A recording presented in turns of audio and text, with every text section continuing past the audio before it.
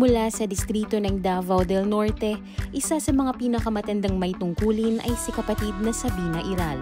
Ito ang kanyang likhang tula para sa anibersaryo ng Iglesia ni Cristo. Binhing hindi pinabayaan. Iglesia ni Cristo ay muling sumilang. Sa maraming pulo, malayong silangan. Katuparan ito, hula ng may kapal, upang maibukod ang mga hinirang. Templong magaganda sa maraming dako. Tao'y namamangha kung naging paano.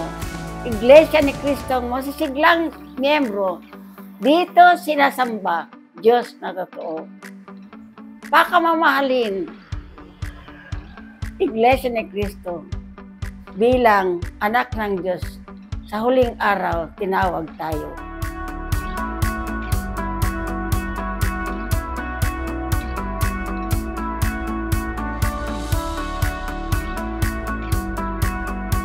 Ang amin pong distrito, Davao del Norte, kaisa ng lahat ng mga kapatid sa buong mundo sa pagsapit ng ika-111 taong anibersaryo ng Iglesia ni Cristo.